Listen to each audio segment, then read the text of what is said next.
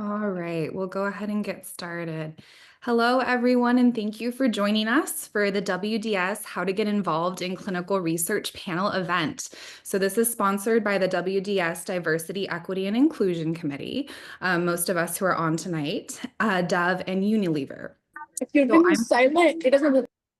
If for all of those joining, if you can just remember to mute yourselves, that would be fantastic. And we're going to have the chat open for any questions for our panelists. So I'm Christina Kraus. I'm a dermatologist at UC Irvine, and I am thrilled to introduce you to our fantastic panel of speakers.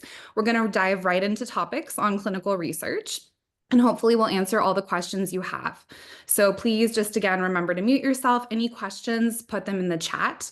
And our three panelists truly need no introduction. We're so thankful to each of you for being here. We know you took the time out of your busy schedules to join us. So I'm just going to start by highlighting each one of you. And then maybe if you could provide a few words about yourself, kind of your background or expertise or interest in clinical research, and then we'll get right into the discussion and questions.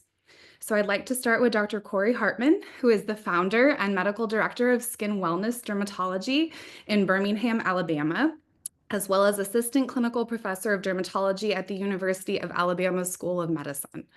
So Dr. Hartman, do you mind sharing briefly about your research interests with the group?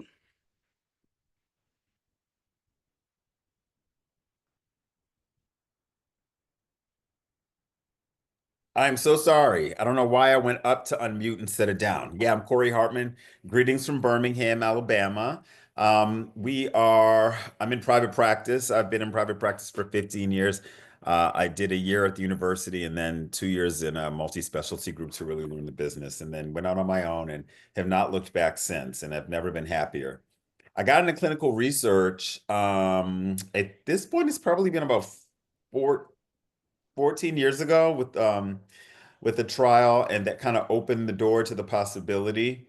And then we have just been involved in many different research areas since then, primarily injectables. I work a lot with pigment and the skincare companies on products around pigment and discoloration, melasma, post-inflammatory hyperpigmentation.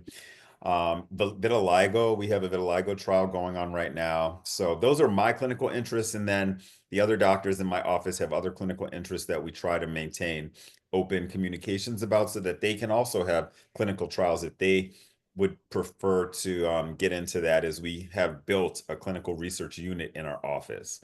So I'm happy to be here and happy to share. And I know we're going to get into a lot of it as we go. Thank you so much, Dr. Hartman.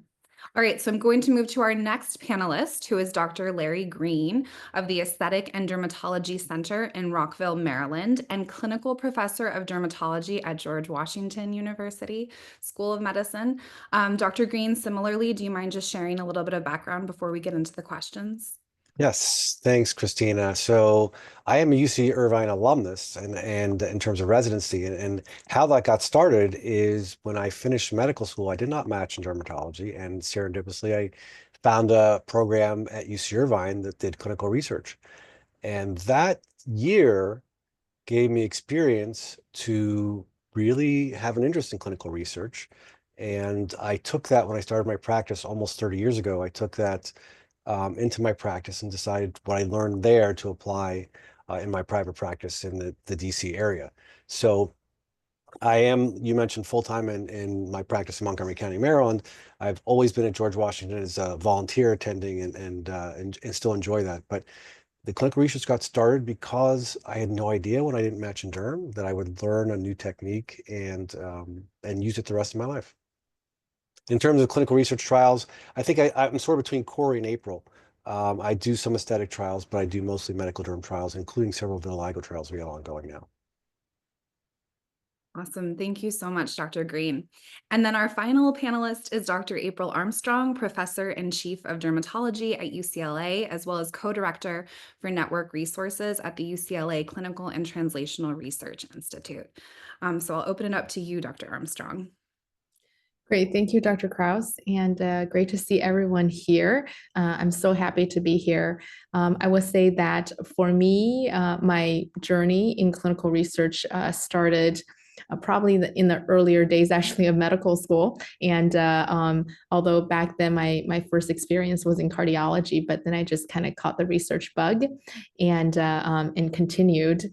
I would say one of the key pivotal moments was during residency. I also started taking classes at Harvard School of Public Health, where they taught about epidemiology, but importantly also clinical trial design and so forth. So having that training the training itself was a great experience, and so which led me to kind of really thinking about clinical research as a main part of my a major part of my career. So I do not only clinical trials, but also dermatoepidemiology research as well as health services research. And I would say kind of span the gamut of industry-funded sponsored studies all the way to NIH funded studies in health services research. And I'm very happy to be here today. Thank you so much, Dr. Armstrong. All right, so just as a reminder for everyone attending, we have 3 amazing panelists here who are a wealth of information, so please feel free to put any questions in the chat and we will be monitoring.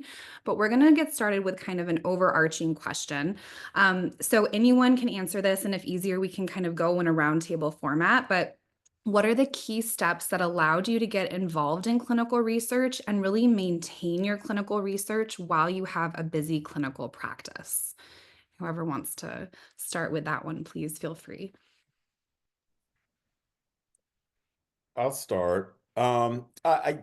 So getting into clinical research can be very daunting, especially when you were young and you were unfamiliar with that whole world. We had a very robust clinical research component at UAB during training, but unfortunately for those of us who did match, it was really relegated to the clinical research fellow who got all this information and got to be right under Bonnie Aluski and Craig Elmitz and really learned from their expertise on how to conduct clinical trials. So when I got out, it was almost a bit of a disadvantage to not have that background, because once you hit residency, you just don't have that same involvement in clinical trials, although they're right there. So it was a challenge to me to try to break into that world. And luckily, I had one rep who had an observational study that was really easy for us to get involved with. And that was my first taste of clinical medicine way back 14 years ago.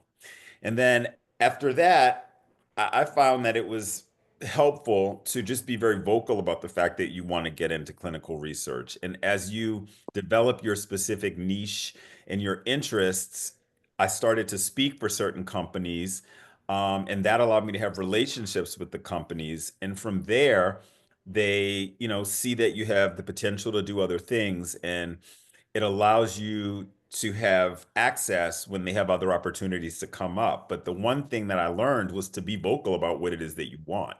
It's something that I think a lot of us aren't necessarily comfortable with when we first come out, because we don't recognize how incredible we are and what kind of power we really possess.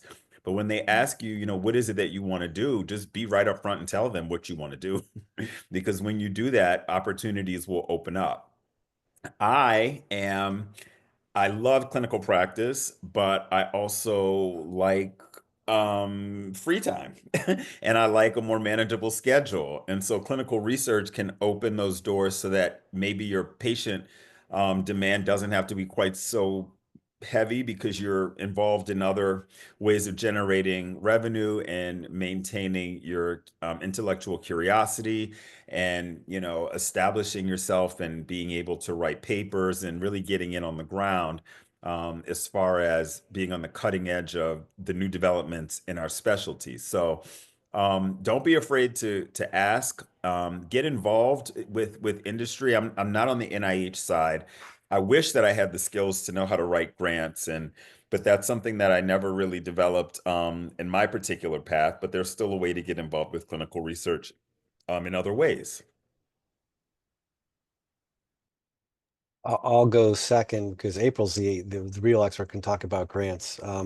Like you, Corey, I just work with industry over my years and don't have involvement in writing and even doing NIH grants. I've been chair of NIH DSMBs for NIH run files. So that's a whole nother issue. But I have not worked on any NIH funded trials. And I think definitely April should talk about that because she's got the only of us, Corey, she's got the only experience can really talk about that because we're just industry associated. So I told you how I got started in industry trials, doing the clinical research trials, which makes a big difference. That got me to know industry people, and you leverage your connections. And when I started with a phase 4 trial, the simplest trial, which is also a sort of an observational trial with topical steroids. That was short, and it was just a simple phase 4 as post-marketing, but it's a good way to start when I was on my own, because it sort of when you're out of the institution, it's a little different when you're doing things on your own. So it gives you the way to build, and that's the way you have to do it. You have to slowly build. I mean, I've been doing clinical trials for almost 25 years, and you just have to build slowly, slowly, slowly. I mean, it's not something that was even built in 4 years or 5 years. It was built in 25 years, and it's still building. And trials have changed over 25 years. I mean, the amount of work that goes into a clinical trial is so much more now than it was in 2000, 2002. So the involvement you have to have and the background you have to have, everyone's got to be, for example, GCP certified every year, recertified every year, and that we didn't have to do at the beginning. And there's a lot more involvement and stuff like that, and we can talk about that. I'll stop there, but leverage your knowledge, leverage your connections is my biggest thing to get started, and do things very slowly. I think great pearls from Dr. Hartman and Dr. Green already. Really enjoyed listening to that. I think for me, what maintained my interest in clinical research is the feeling that you are really at the cutting edge of innovation. And oftentimes it really gives you a glimpse into neurotherapies that may be approved in the future for your patients. Additionally, that will afford you the opportunities, I think, as Dr. Hartman and Dr. Green had mentioned, because you were involved in the clinical trials, you are likely have more familiarity with these newer innovations. And because of that, and combined with once it's approved, your clinical expertise, you're more likely to use the medication and therefore develop that expertise. And that allows you to also be a great educator, right, for your community. For me, I mean, academia, where publication is one of the things that we're expected to do. And also, it allows you the opportunity, if you're involved in clinical trials, the opportunity to, be a part of the publications. I say the opportunity, it's not a guaranteed, which is, it's important to know. Just because you're in a clinical trial doesn't mean that you may be on the paper, because oftentimes these studies are multiple different centers, oftentimes global trials. So there may be only few opportunities, but at least you have an opportunity to be a part of that. So that's one thing that's also maybe appealing. I think when you're thinking about possibly doing clinical trials, it's actually also very important to look at your setting and your patient population. Frequently, clinical trials, while evaluating new innovations, they are oftentimes placebo-controlled trials where your patients have a possibility of being randomized to a placebo and wash out. And that can actually be very difficult for people, for example, who are, that's just not what they want to do. So typically in short populations, to be honest, it's actually harder to do trials because oftentimes people don't want to wash off, their systemic biologic for the clinical trial. So oftentimes you can actually serve your underserved population because many times, they don't have anything to begin with. So, and using clinical trial. So there's a concept of using clinical trial as a way of providing some care to certain underserved populations is actually very, very important. It's not talked about so much in dermatology, but in other fields, oncology, for example, sometimes one of the only ways for some people to access a very good therapy late phase development therapy is actually through clinical trials. So, do you have the patient population to recruit? That's extremely important. So, for me, when I was at Keck School of Medicine at USC, our county patient population, this is how I can actually offer choices that are not on formulary. Of course, they understand there may be a placebo control period, so all that needs to be, of course, explained, but really thinking about the patient population, and I would say try to under promise and over deliver. Sometimes it's you may feel like when you're starting out you want to take on many different trials, but I like what Larry said earlier. You probably want to start out a little slow because there are a lot of regulations in it with it. And if you didn't do it right, you can be FDA audited, right? And so it's really important that you have the resources and that you take the time to learn about the regulations. And I would say starting out slow is important. So I think Dr. Armstrong, kind of going off your point about the regulations and starting off slow, one of the pre-submitted questions was, is there a time when participating in clinical research or a particular trial may not be a good idea? And of course, starting off slow is very important, but do any of you have other examples of when it may not be a good idea to participate in a trial? Sure, I'll go. I mean, first of all, you can only take on what your staff can handle. That's very important. And generally, the rule of thumb is one staff member per trial. It takes one full-time staff member to be involved and help organize the phase 2 or phase 3 trial. It's not like that staff does everything for one trial, another staff does everything for another, but in general, that gives you an idea of what I think you should be able to take on in terms of phase 2 or phase 3.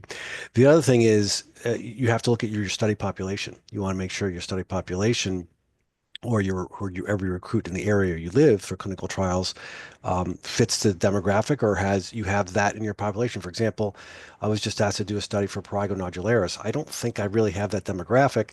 I think that'd be very difficult for me to fill, and I'm going to turn that down. Another thing is 2 studies at the same time. If you don't have a lot of psoriasis patients, and you have a good amount, but you only have 2 competing psoriasis trials that are competing for the same population at the same time, because your sponsor will be disappointed. The sponsors are counting on you to fill those spots, and they're not going to come back to you if you can't get close to your quota. So those are things to consider.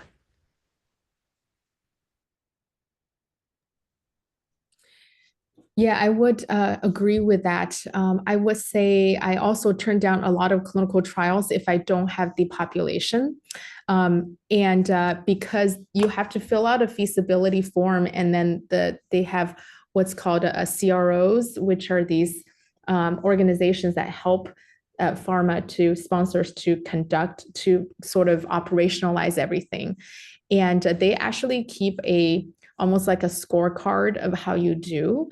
And so if you consistently fall kind of below they're very particular, say, how many patients do you think you can recruit, right? And so I would give them a realistic number, because if you overshot and then under recruited, it's not great, because it sort of they have a record of that.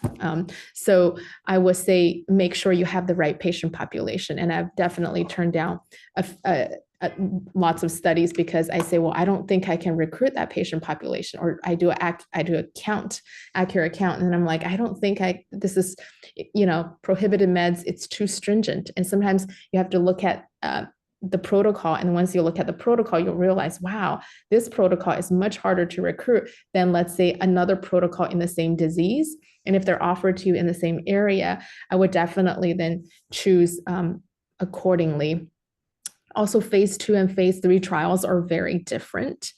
Phase 2 studies oftentimes have a lot of PK, PD, which requires patients to stay a very long period of time, and having the PK or PD data being drawn. So you need to make sure you have adequate staff, and it's also an earlier phase. So if we're studying a systemic medication, for example, that may have an anaphylactic possibility, you definitely want to make sure you have the ability to respond to that if emergencies do occur.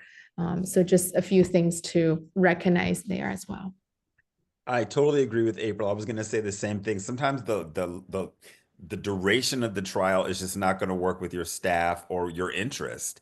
And you know, just to be totally frank, it's sometimes it's really it's easy to get excited about a trial when you're, you know, generating revenue and you're doing the fun stuff. But when it gets into the weeds of just the stuff that's not that fun, it's not as fun to maintain your participation. On the flip side, I will say that if you develop a niche or if you have a particular patient population, sometimes you can use that as leverage for the companies to then come to you. So we do a lot of injectable trials. I have a very diverse patient population, which in this area is very rare or uncommon. So I can't tell you how many times the sponsor has come to us because they've gone to the FDA to try to get approval, and they've said you don't have enough 4, 5, 6 patients in this particular trial. And so if they know that you can deliver that to them, like Dr. Armstrong says, that also will bode well for you, and it will keep you on the radar for future opportunities, you know, similar opportunities. So always leverage your strengths as well. Yeah, that's such an excellent point. And that's actually one of our next questions is how did you go about finding your research niche in dermatology? And do you have advice for those who are just starting and kind of thinking about establishing that? I think I kind of alluded to this earlier, but in dermatology, we all sort of find our reason and we find our corner. And once you do, we all as humans seem to excel better in things that we generally like and are excited about. And so I always tell, you know, mentees and young physicians who are trying to get into this, it's like success begets success. Once you start to get that reputation and you do a good job, it's sad, but it's almost like a self-fulfilling prophecy that they will come to you for more. So I guess the bottom line here is do what you are interested in, and then opportunities will come to you. If you were really, you know, I hate to say passionate because, you know, that's what non-physicians say when they're trying to get into dermatology. But in the old sense of the word, if you have that fire about something, it will shine through and it will allow you to just be more successful, and then opportunities will come to you. I am going to double down on that, Corey. Absolutely. I think, you know, oftentimes I think when people may be starting out and they may look at an area that they really wanted to do and they go, wow, there are just too many people or it's too crowded. And one of my mentors, long time ago, Dr. Marty Mim, he said that, you know, there's always room at the top. So I would say truly, you know, you already made, you know, so far in life already, you know, because you're talented and you're smart. I would say life is short. Do what you're really interested in doing, and don't be afraid that, you know, there are just too many people doing this, because ultimately you have to do what you like. So yeah, so I would double down on that. And I'll triple. You have to do what you like because it's a lot of work, and you better enjoy it. But you want to go in, and it is a nice way to develop, like Corey said, a niche first. Right? I mean, I started in psoriasis. The chairman of the dermatology department at UCI at that time was a psoriasis expert, and he was doing mostly psoriasis trials. So that's where I got my niche, doing trials and early biologics. So they were all just starting to come out. So that gets your name out there, but you can expand. You're not stuck in that niche, and all of us have expanded doing things I never thought I would do because you find out you can recruit that patient population. But finding a niche, I think, is a great idea because that'll get you known. You can work with pharma and say, hey, I have this, I'm an expert in this because of this experience, XYZ, I've done this, and I'd be a great site for your trial. Excellent. Okay, we have so many questions. This is generating so much interest, so I'm very excited about this. One of the questions is, what are some key differences between investigator-initiated and industry-funded trials? And is there one we should aim for if we have never led a clinical trial before? I think that it's easier, and I had that on my list to talk about, so I'm glad that came up. Investigator-initiated trials are, in a sense, easier to get because you don't always have the same infrastructure that you would have to have for industry-led trials. And it really shows that you have the motivation and the dedication to being inquisitive about something enough to take it to the company to ask for their help on it. So I think that that's always looked at very favorably. And it shows that, you kind of have what it takes. So if nothing's coming to you, the best thing you can do is bring something to them. So we all encounter, patients and diseases every day that spark our interest, and we're all smart people, like April said. So, if you have an idea, sure, go for it. When you first start off, it can be very daunting again to have the infrastructure like Larry talked about. One staff member per trial, that's expensive.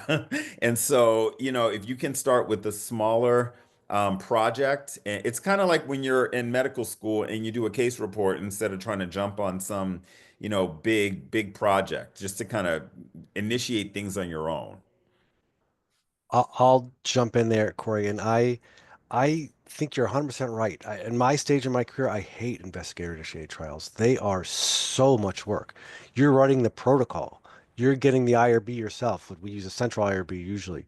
You're finding the IRB. You're finding the labs. You're organizing everything, and then you're deciding how much. The nice part is you're deciding how much you're going to get paid, but the sponsor, which is usually you're working directly with the pharmaceutical company, they may not accept your grant application and they may want to lower it and try and get you to do it for less. So IATs are a ton of work. I would say 10 to 20 times more work than just participating in a regular clinical trial. That said, it is a great way if you have the time to get your foot in the door.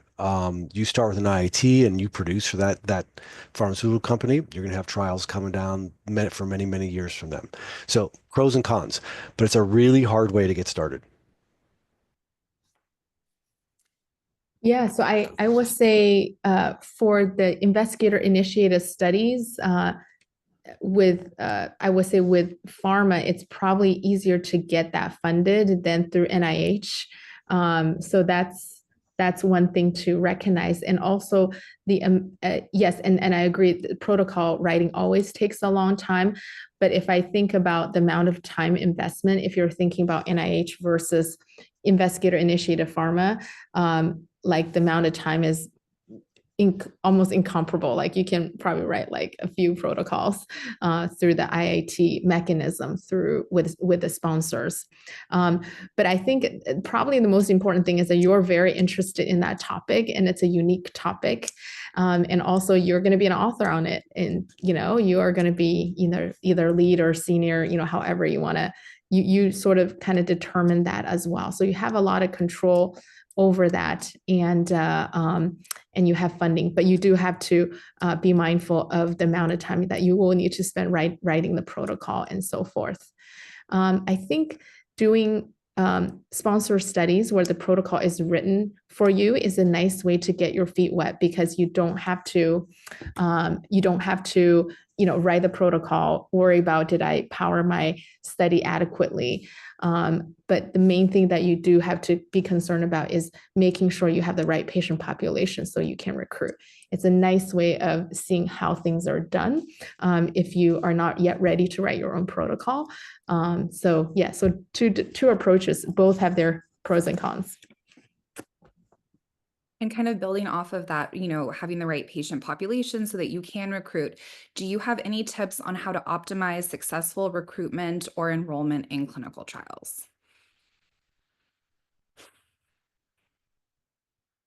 This is always tricky. I mean, it's hard. It's not as easy as you ever think it's going to be, because the exclusion and inclusion criteria can be so specific.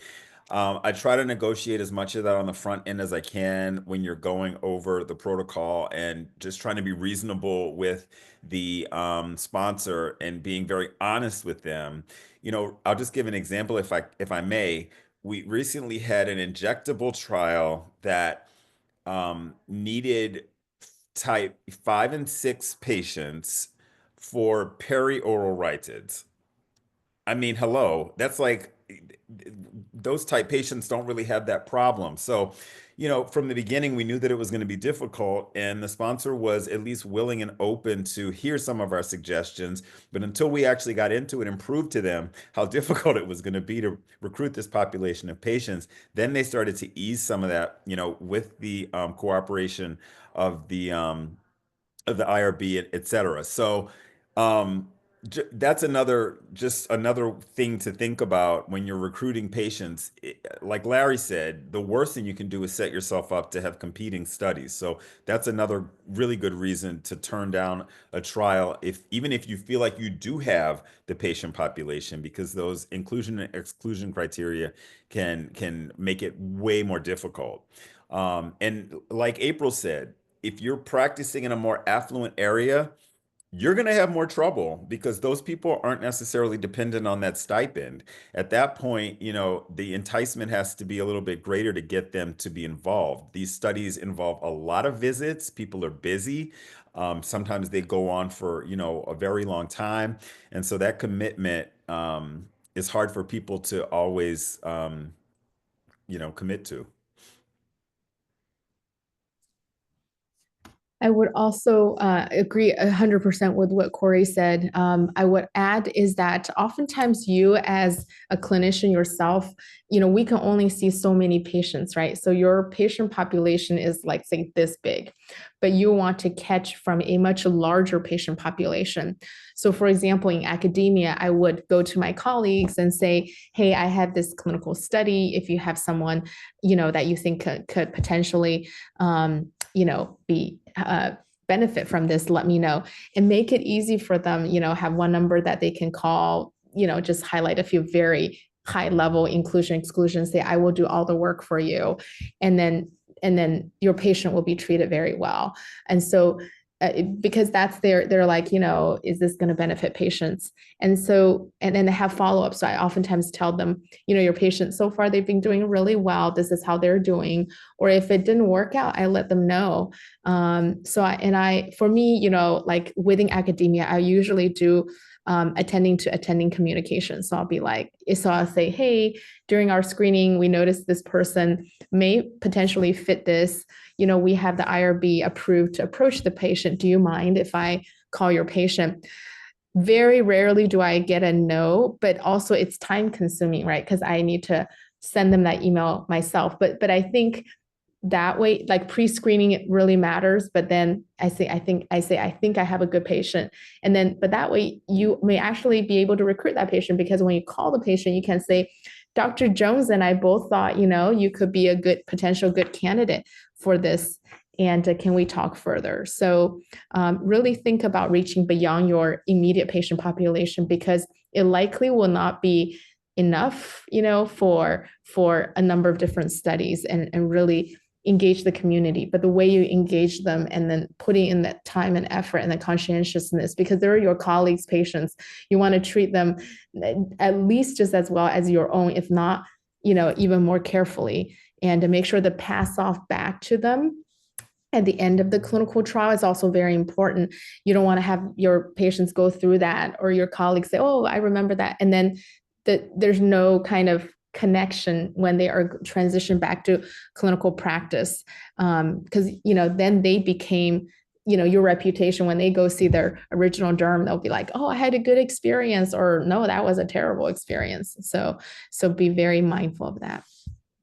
Another thing we've started to do, sorry, Larry, I just want to say this one thing because I'll forget, but keep a list. So a patient might not be a great fit for that study, but you know that they are interested in clinical trials. So then you have sort of a basis to choose from when the next opportunity comes up. Sorry about No, that's such a great point. You start a database for every single trial patient that comes in.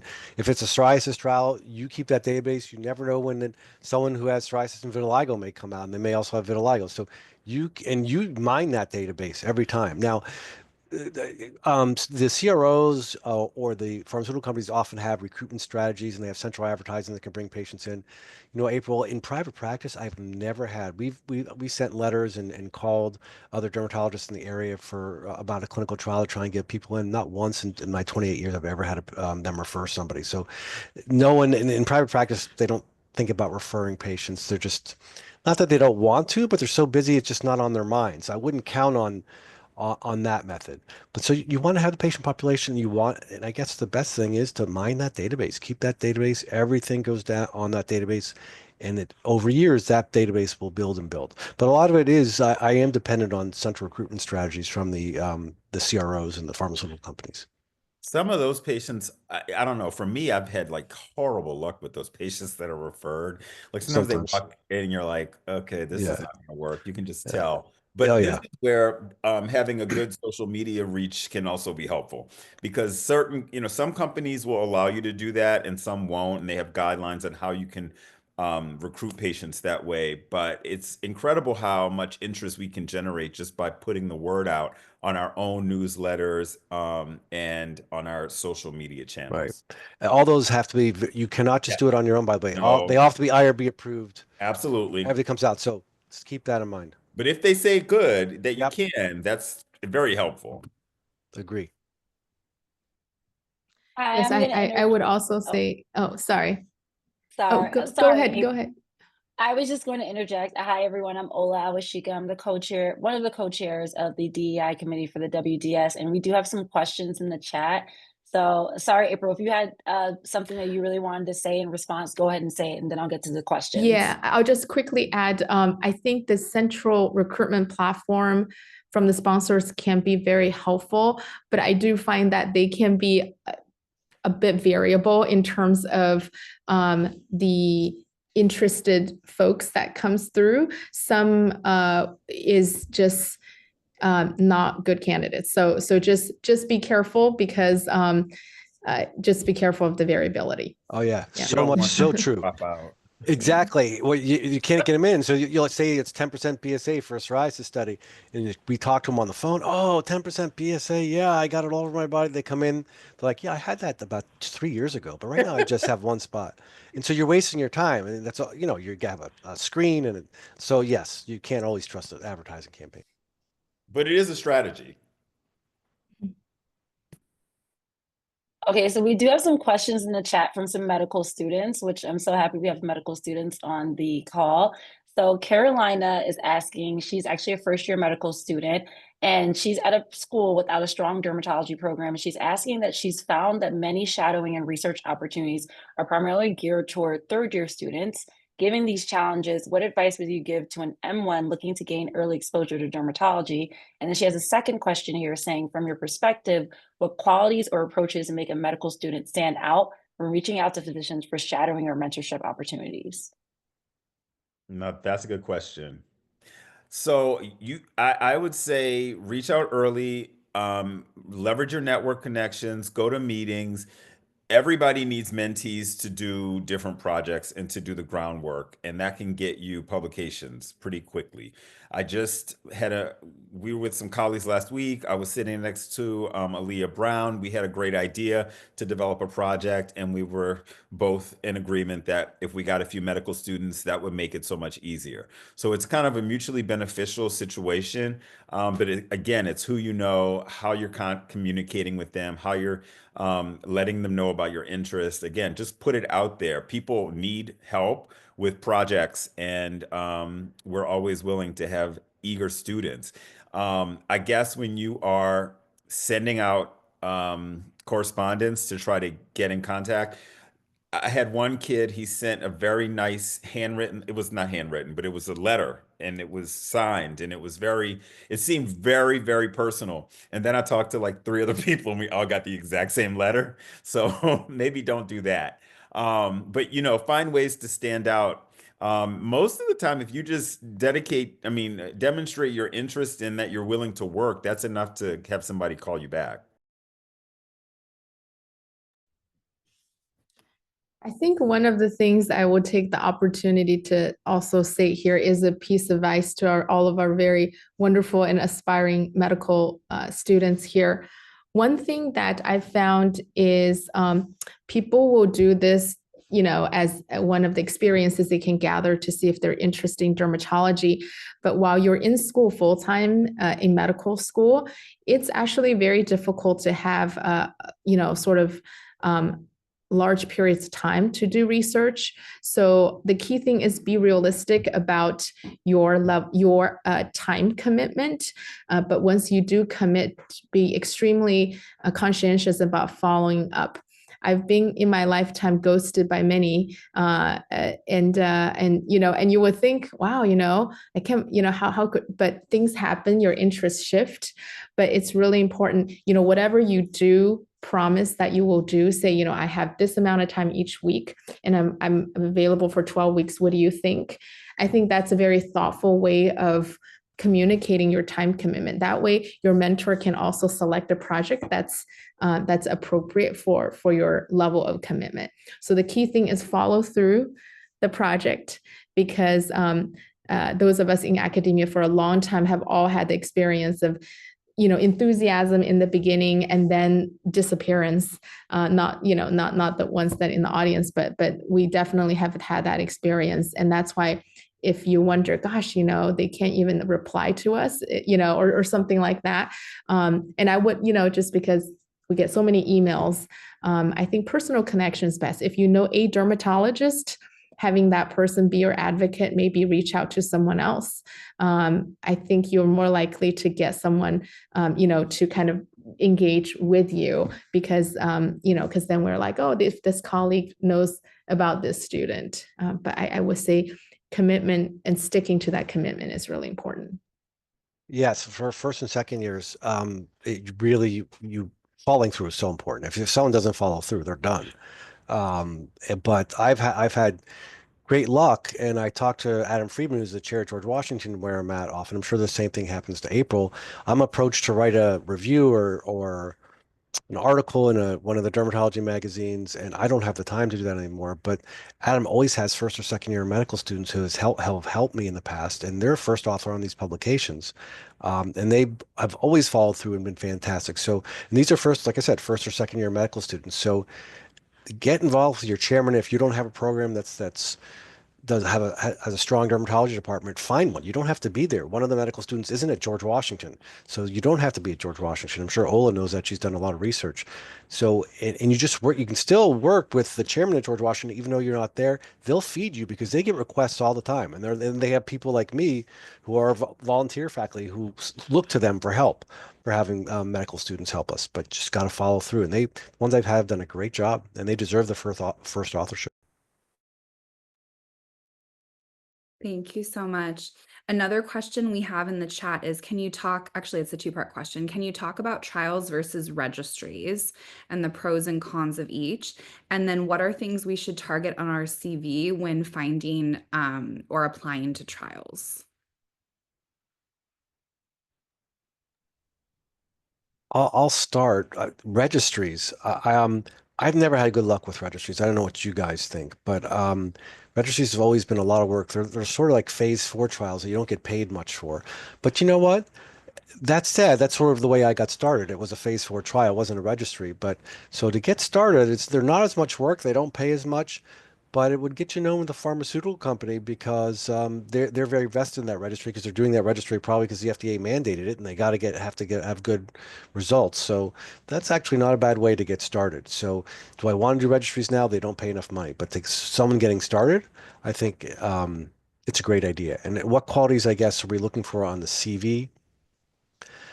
For a medical student, I don't really look at CV. I want someone who's going to help me, who's going to do a great job, a thorough job, and be committed.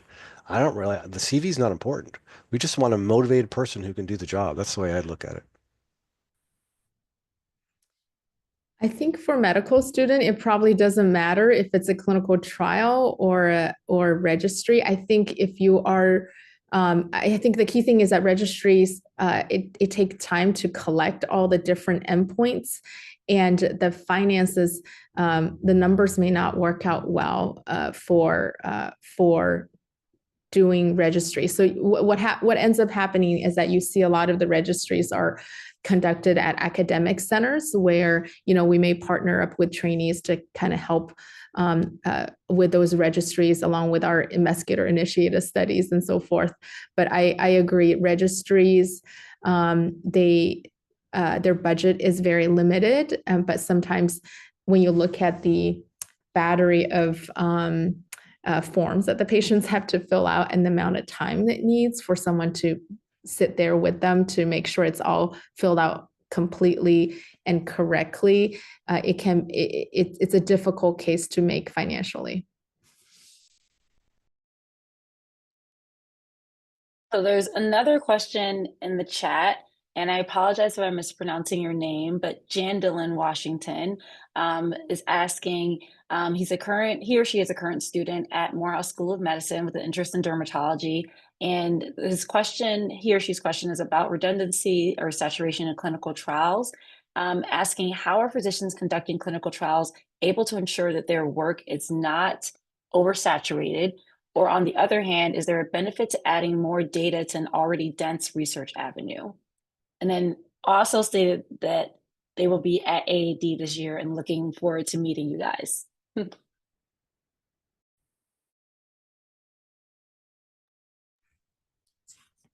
I'm not sure if I understand the question. Are you It saturation is, oh, go ahead. research topic? Okay. I'll try, Corey. Sorry. Maybe I can try.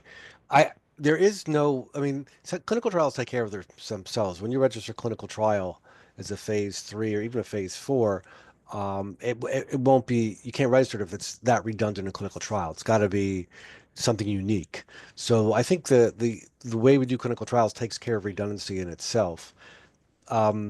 So that makes sure you're not oversaturated. So make sure, and for example, also if you want an IIT, you have an investigator-initiated idea, pharma's not going to sponsor it if it's been done before. So clinical trials are always unique in a way. And there may be some things that aren't so unique, but there's always unique things that make it of interest and relevance because that information needs to get out and someone wants to pay you for that information to get out. So it's got to be unique in some way.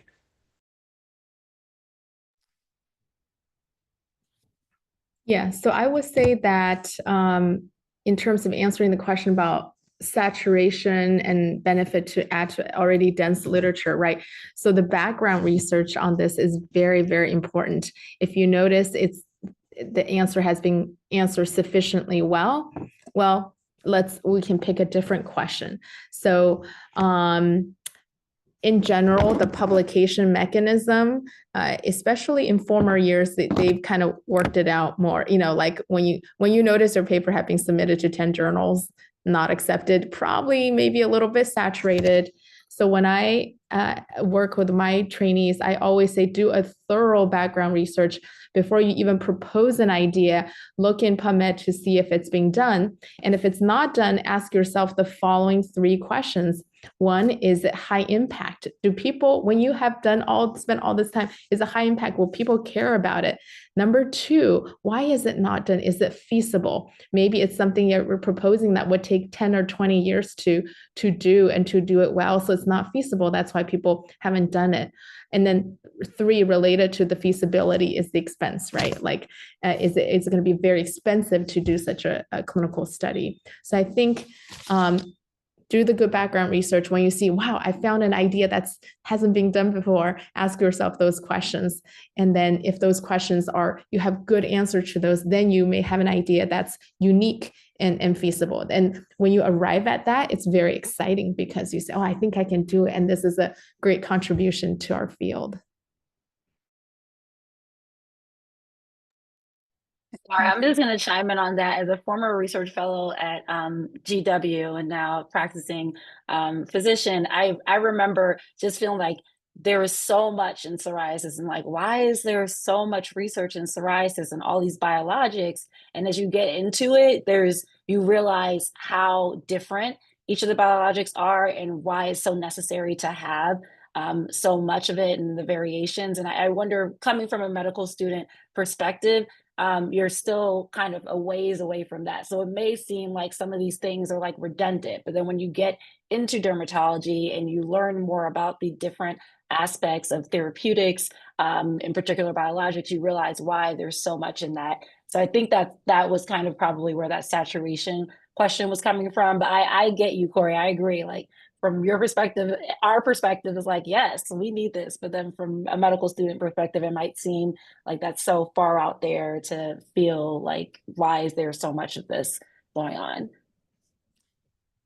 Yeah, and I think your mentors, this is where they can come in and help you. And I routinely tell my students, I say, I don't think that's a great idea because, it's been done. If you still want to do it, that's okay. I have the patience, I already got into derm. I have the patience to try the 11th journal that you're submitting, but not sure if you want to. So I help them kind of sort out their ideas and actually tell them to, propose like more than one so we can talk through. And sometimes we'll modify the idea so that there is a novel area for them to focus on. And I think we might have time for one last question. What advice do you have for underrepresented early career dermatologists and residents who are interested in clinical research?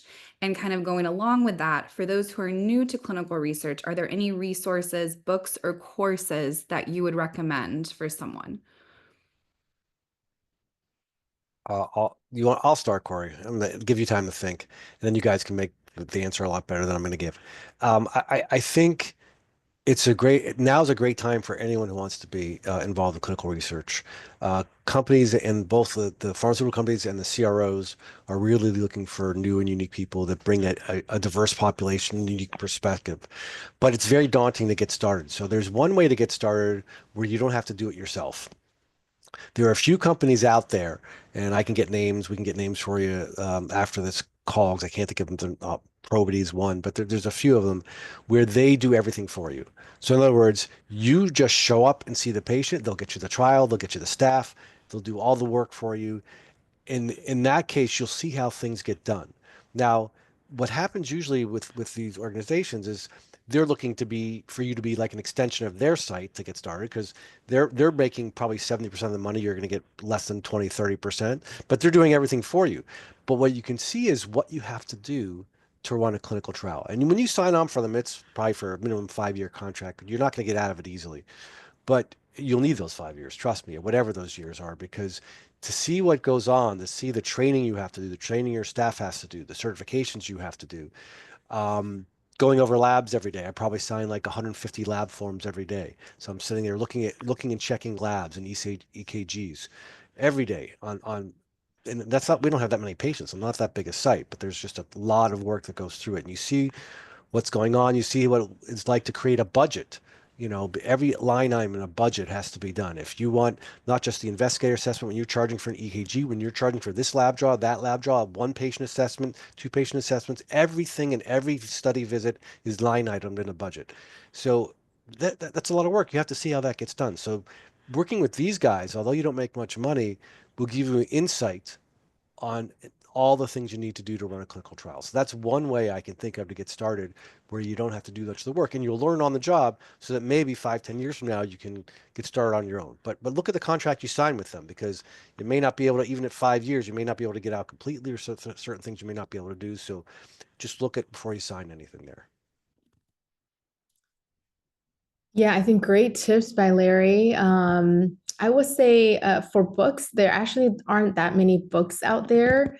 There is one book called Clinical Dermatology Trials 101, and this was written about 10 years ago. But I think some of the basic principles of kind of getting you familiar with the different aspects, logistical aspects of clinical trials, the how-tos can be helpful as a kind of starting point. And again, it's 10 years old, so you want to, a lot of things have changed, but some of the key components haven't. And if you have no idea what clinical trials is about, this will at least get you some of the systematic foundation framework. I think I heard the question may also ask about certain courses or so forth that you can think about.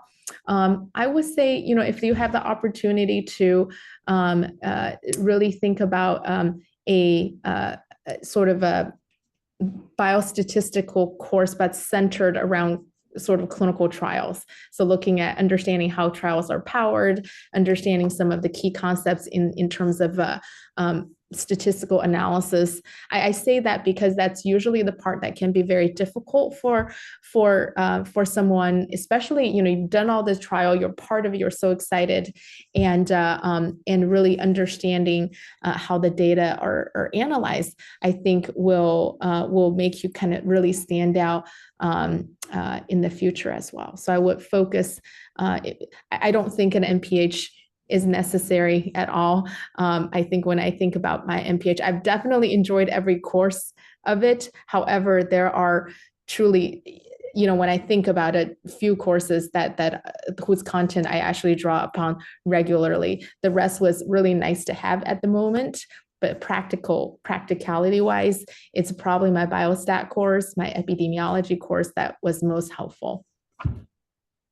Yeah, I say get a mentor or a few mentors, and they will gladly help you to understand this world, because clinical trial world it has like a different language. I mean, there are all these different acronyms, and you will find yourself at a disadvantage just communicating with the different sponsors to be able to participate if you're not even aware of what they're talking about. So it's a very steep learning curve. Larry's tip was really good. If you can find a company that's willing to work with you for a short period of time, or maybe just on like a few studies, just to get your feet wet, kind of see what it's all about, that can be very beneficial, so that when you do step into it, you fully understand everything that you're getting involved in. Because it's a lot of regulation, a lot of paperwork, a lot of I's to cross and I's to dot and T's to cross. And sorry, Christina, I'm going to jump in, but shameless plug, because WDS has a lot of research awards where you're able to get paired with a mentor and get the financial support you need in like either, your summertime or whenever you do have free time to work or go across the country to be with a mentor and learn firsthand experience with them. And then SOX also has a great Young Investigator Award for people that don't have any background in like clinical trials, but want to learn how to get into it.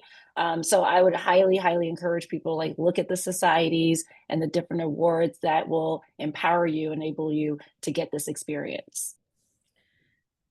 I think that's wonderful. I wanted to add one more thing about doing clinical trials in academia is likely very different from doing clinical trials in private practice settings.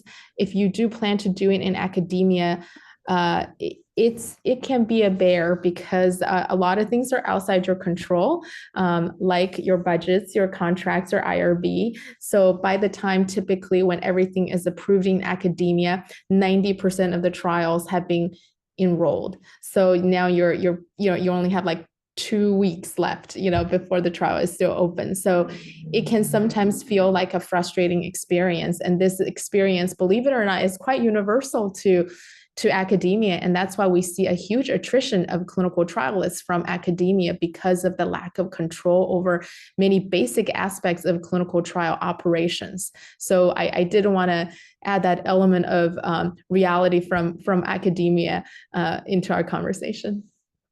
The flip side is, April, is be careful what you wish for, because having total control is a hell of a lot of work and going through stuff. Thank you all so much. I do really want to be mindful, especially of our panelists' time, for them taking the time to come and share their expertise. So thank you all so much. I've learned so much from this. And Ola, is there anything else we want to share before we wrap up? No, that's it. I just want to thank everyone for their time, particularly our panelists. This has been so insightful, even coming from a background of being a research fellow for 2 years. You guys mentioned things that I haven't thought of as well. And you've also re-inspired me to get back into clinical trials, also given me a little PTSD about all the documentation that I had to keep track of when I was a research fellow. Not missing that. But thank you again, all of you, for your time. Yeah, thank you all so much, and have a great night, everyone. Thank you all. Good night. Bye-bye. Bye.